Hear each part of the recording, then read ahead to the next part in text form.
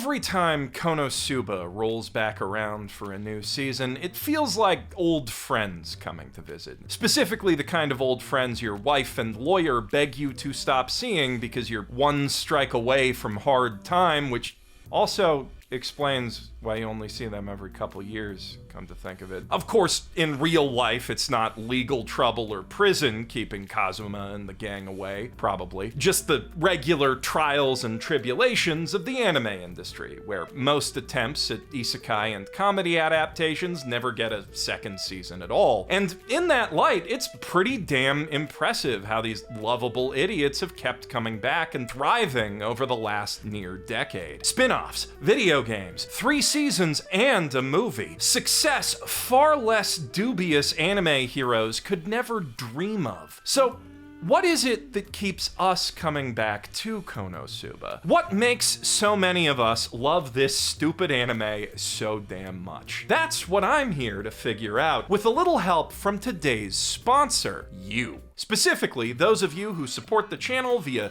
memberships or on Patreon, or also just by using a promo code BASEMENT to buy some gamer subs or books from Bookwalker, which, oh, hey, would you look at that? What a coincidence. They got Konosuba on there. I didn't know that before I started this sentence. But patrons especially get a lot back for your support, such as an uncensored cut of this very video without adorable stock footage and stuff covering up all the jiggly darkness bits that YouTube will no doubt make me cut. Plus, your name in the end credits, VIP Discord access, and other cool bonuses. Sometimes I even post stuff that I've written that I can't make a video out of, like this random review of Furiosa. No promises with those things. They just sort of happen when they happen, but they do happen. So if you want to join the illustrious ranks of our patrons and help me make more cool videos like this one, just click the link in the doobly-doo and then do Patreon stuff. It's a Patreon.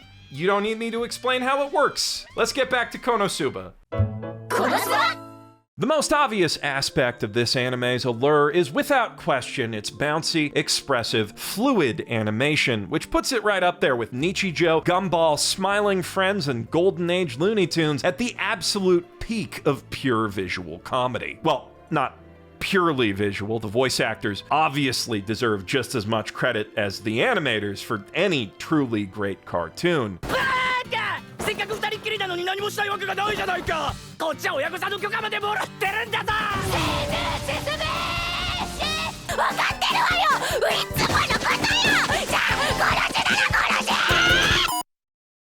And you know what? So do sound directors, animation's most unsung heroes. Obviously, all this slapstick Sakuga speaks for itself, and speaking of speaking, any fan who's even a little up on their behind-the-scenes knowledge will credit Jun Fukushima for ad-libbing Kazuma's funniest running gag, but few appreciate how that slapstick would fall on its face in a different, far less funny way if it weren't for the sound design of Yoshikazu Iwanami, not to mention the music of Masato Koda, two of the production pillars who've been holding Konosuba up since day one. And they're not the only ones. Animation producer Nobumitsu Urasaki, general producer Rie Ogura, character designer Koichi Kikuta, writer Makoto Uezu, and director Takaomi Kanasaki, who also storyboards most episodes, have also all been with the series from the very beginning. And that is the real secret behind Konosuba's consistently impressive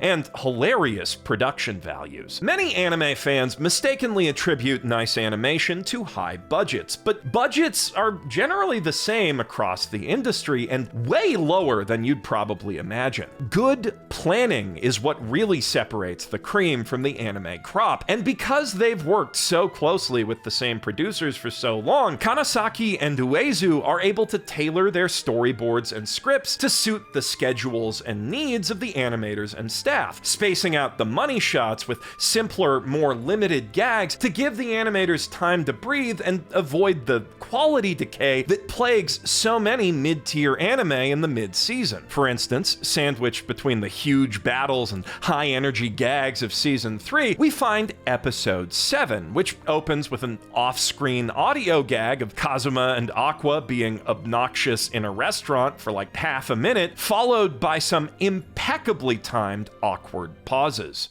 この渋みは赤ワイン。銘柄はそう、30年もののロマネコンティニ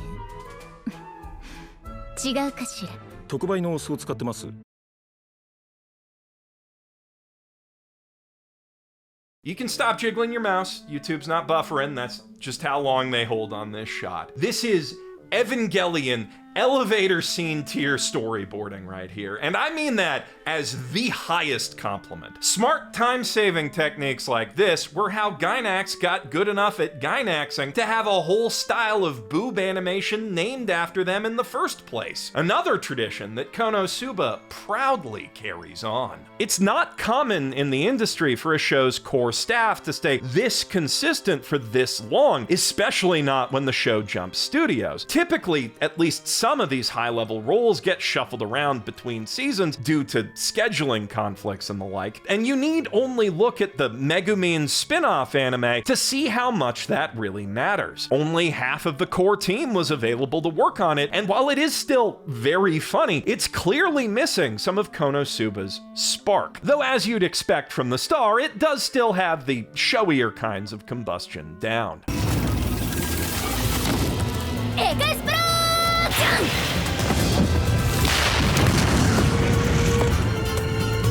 But, of course, a well-planned adaptation wouldn't be worth very much if the source material itself weren't worth adapting in the first place. And Natsume Akatsuki's sharp, witty writing is what really defines Konosuba's charm. The series' basic premise is a blatant send-up of the most popular isekai tropes around the time it was written. Instead of getting hit by Truck-kun, for instance, this hero's sleep-deprived gamer brain merely mistakes a tractor for him and instantly sends itself into fatal shock. So the goddess of reincarnation, who's kind of an asshole, starts mocking him relentlessly about that, which prompts him to pick her as his obligatory cheat item out of spite, and now they're stuck together as they start their lives as adventurers, which are basically just glorified temp workers until they earn enough cash to buy a sword, because this ain't one of them kami isekais where they just hand you 500 gold in a backpack for showing up with black hair and a funny name. Hence why those cheat items Kazuma spitefully ignored were so important. But Aqua does resurrect him slightly more often than she gets him killed, so probably he could have picked worse, maybe. And most importantly, thanks to her, he's never lonely. Yes, the real treasure here is all the gold that Kazuma buys his big house with, but the friends he makes along the way and shares it with come a close second. And as we get to know folks around the starting town, and especially the two other horrible crazy ladies who won't stop following him, the show's comedy quickly elevates itself from the rote genre parody that so many of these things make so unbearably unfunny into something that simply works no matter how many isekai you've seen. It's easy to forget with how crowded the genre's gotten, but when Konosuba came out in 2016, the gold rush had barely started, and barely any of the Naro-style reincarnation isekai it was spoofing had actually been adapted to anime yet. Light novels certainly weren't getting localized back then either, so Konosuba served as many a weeb's introduction to the very tropes it was spoofing. And yet that didn't stop us from laughing our asses off. It was an immediately massive hit with the English anime fandom, directly spurring that gold rush on to even greater levels of fervor, which is a real testament to just how strong its writing and characters are. But the greater testament is how almost a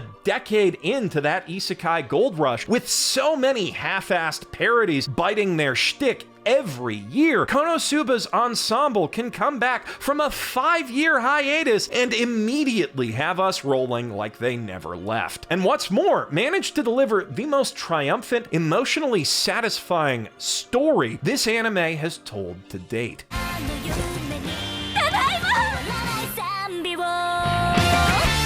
which is, I think, one of the biggest keys to this series' staying power. In a similar vein to Discworld, despite being a parody, Konosuba manages to build a more convincingly lived-in setting than most fantasy ever manage, and way more original to boot, populated with fascinating characters. From the ruffians at the Adventurers Guild, to haughty nobles and impetuous royalty, to the surprisingly good-natured demons around town, to, of course, everyone's favorite gang of idiots. And great characters are the foundation of great storytelling, so that naturally leads to better, more memorable arcs than most of its more serious isekai and fantasy light novel competitors. By the same token, Koichi Kikuta's comedically simplified character designs, built for fluid, high-energy motion, also naturally lend themselves to better animated action scenes than a lot of action-focused anime, many of which employ restrictive, over-detailed designs that emphasize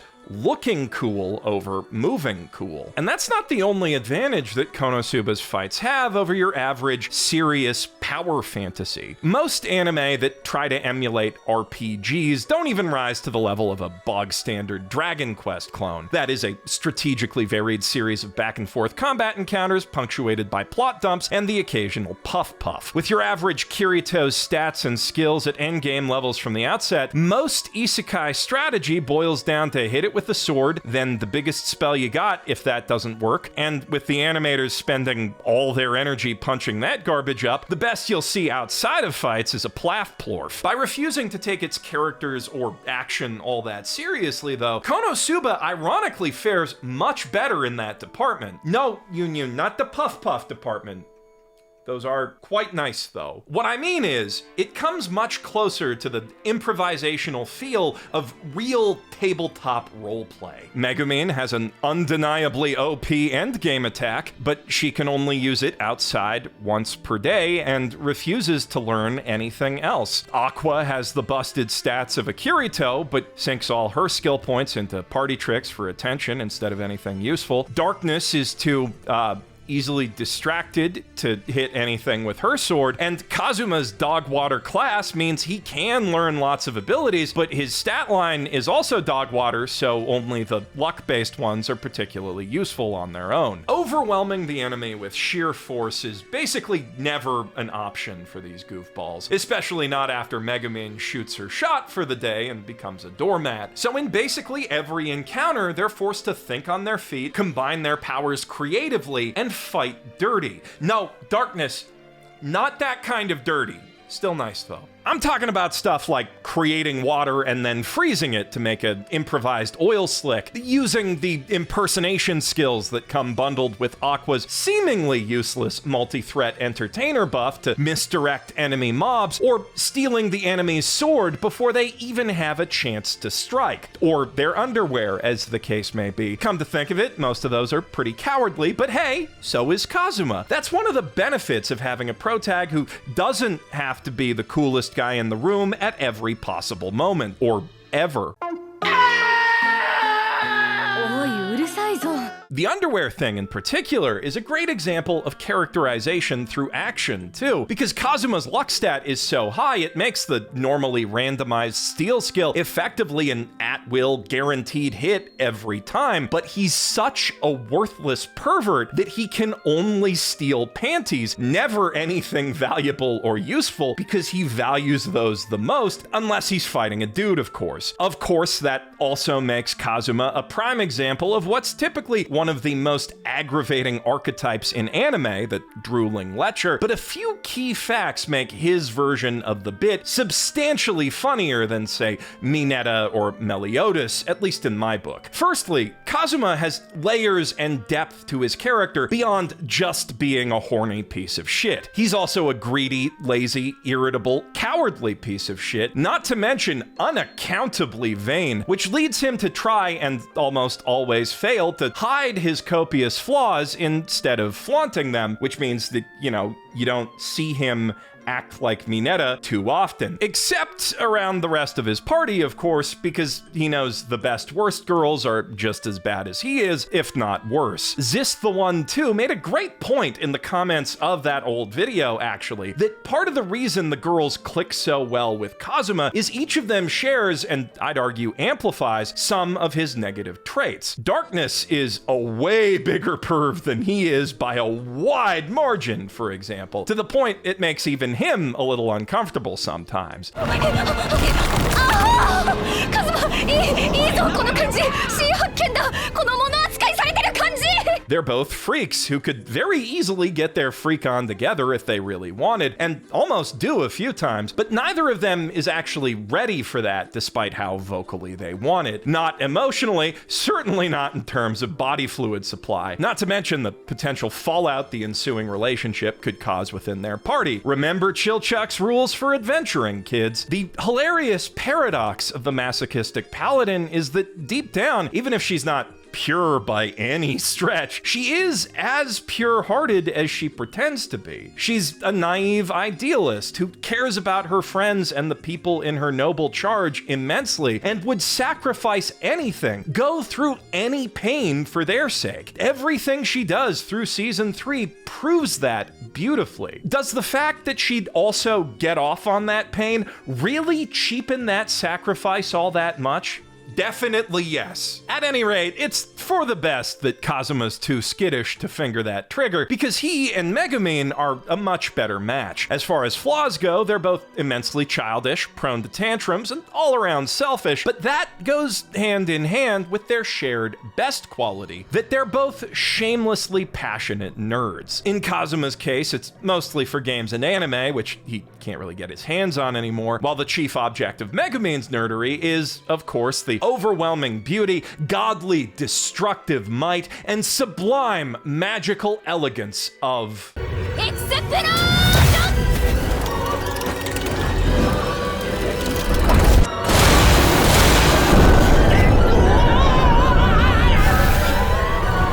So long as she can explode something once a day, Megumin is happy, and Kazuma gets that. More than he gets maybe anything about any other person. The first thing we ever see him volunteer to do in this wonderful world that doesn't benefit him in any way is carry Megumin back from explosion practice, and he clearly has a blast doing it. Pun very much intended. Just a few weeks in, he starts to really appreciate the intricacies of her obsession, the difference between a great explosion and a merely okay one. He takes an interest in her interests, which is the basis for all great nerd love stories. They're not really ready for a relationship either, though. At this point, Megumin, Kazuma, and Darkness are mostly just using each other as emotional crutches, and you know, frankly, it'd just be inappropriate for them to get up to anything with a whiny little baby in the house. Aqua shares Kazuma's laziness and especially his vanity, which she needs the rest of the party to constantly validate because pretty much no one else really likes her, not even her own cult.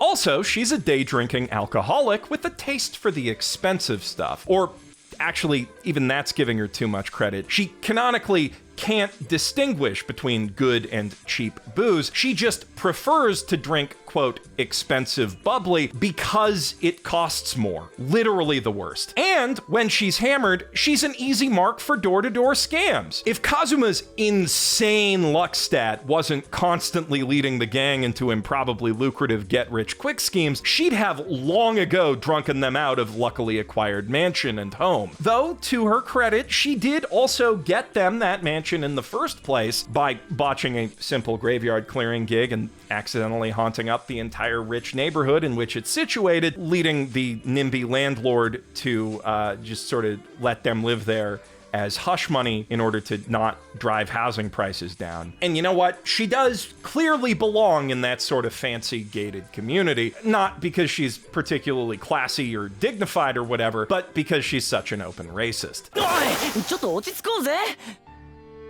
こたつだのなんだの作ってたのってひょっとしてこれと商談するためなの？人々の悪い感情をすすってかろうじて存在してるこの害虫と？お前も相当な顔してるよ。もう笑えない冗談なんですけど。 Despite the fact that time and again, demons and undead have been shown to be some of the nicest and most productive members of Konosuba's entire society. Like, Aqua herself has objectively caused more problems for this wonderful world just by losing track of all the cheat items she handed to dead Japanese kids before she even got here, not to mention all the f**k-ups since then. It's not just Wiz and Veneer being upstanding citizens with their little item shop either. Beldia the Dullahan put up with Megumin exploding his house every day for months before he even came to complain about it, let alone attack the city of Axel. And even then, he would have let it go at any point if she just apologized. Plus, prior to that, him being there reduced the rate of local monster attacks, which was only a problem for the adventuring economy of the city, not the actual people. He was such a nice guy who simply did not deserve that kind of abuse or Darkness's frankly outrageous sexual harassment. And while the other Demon King generals do engage in more overt acts of villainy, the Crimson Demons are kind of jerks, and Hans was only trying to disrupt the activities of the aforementioned Axis cult, which is awful on a level that makes happy science look reasonable. 佐藤和馬ってどんな字を書くの？書いてみてお兄ちゃん。俺の名前はね。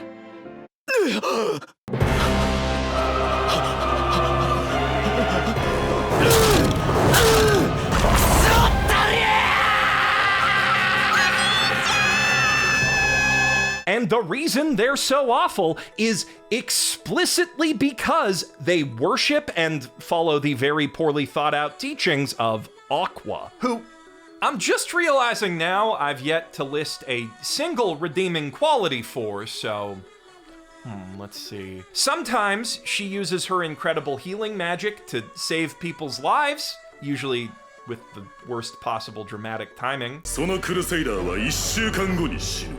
お前の大切な仲間はそれまで死の恐怖に怯え苦しむことになるのだ。おいダクネス、呪いは絶対に何とかしてやるからな。セイクリットブレイクスペ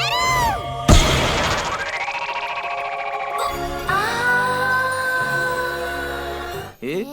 この私にかかればデュラハンの呪い解除なんて楽勝よ。私だってたまにはプリーストっぽいでしょ。 She's also an incessant people pleaser, like many narcissists. But you know, when company's over, she's always willing to brew up a fresh pot of tea, even though her goddess powers instantly purify the tea out of the tea, so she's kind of just constantly serving their guests cups of hot water. She's kind of just the worst, huh? Like, aside from that one fat old pervert, Aqua's low-key more of a villain than most of Konosuba's villains. Not on purpose, mostly. Never mistake for malice what can be chalked up to stupidity. But she's definitely one of the friends like these that makes you think, who needs enemies? Which brings me to the main thing that makes Kazuma's lucky pervert bit, and most of the other horrible things about these characters, not just tolerable, but outright entertaining. The personal failings of the party, perviness included, are by and large what drive Konosuba's plot forward. The Devil King's army just isn't that much of a problem for everyday people, so with few exceptions, every episode and arc of the series so far can be boiled down to, well, if it isn't the consequences of my own actions. Even the ones where they fight the Demon King's generals. If it's not Kazuma's perverse habits almost getting him, plus an innocent succubus sex worker, killed by his racist roommate, it's a get-rich-quick scheme gone horribly wrong. Or worse, horribly right. It's as if the gang is constantly in search of new petards by which to be hoist. Konosuba's comedic dynamic is often likened by fans to It's Always Sunny in Another World, and that's not a bad comparison at all, but I don't know if it fully captures the series' distinctive charms, especially the fact that its status quo actually evolves over time. Bringing it back to the tabletop RPG analogy, I like to look at Konosuba as a D&D campaign where the players absolutely are not taking it seriously, and the DM absolutely is, but doesn't believe in railroading. There is an overarching story to play out, a rich, creatively built world full of cool characters to discover, but everyone's kind of too focused on goofing off, cracking jokes, and just kind of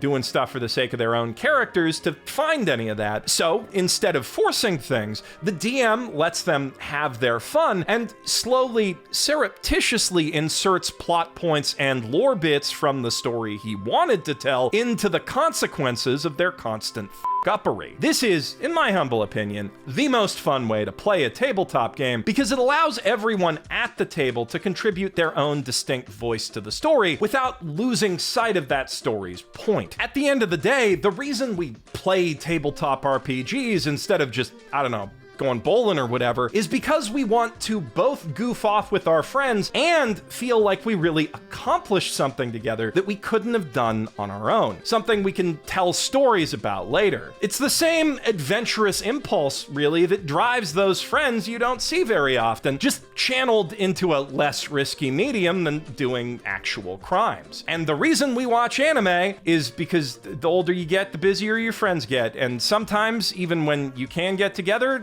everyone's just real tired. So it's nice having a fantasy anime that channels that same impulse and finds that perfect balance between goofing off and getting shit done that makes a great tabletop campaign great. Not the only anime that doesn't, mind you. I really need to watch more of the Slayers, but as modern shows go, Konosuba is unmatched. And I really hope we don't have to wait too long before the gang comes back around to cause more problems. While we wait, though, if you're feeling Konosuba deficient, I did just put out a definitive list of the greatest isekai anime of all time, which should keep you busy for a good long while. I'm Geoff Thew, foremost anime reviewer in the Crimson Demon Tribe, and now I must go, lest the powers within me of darkness and evil and stuff burst forth.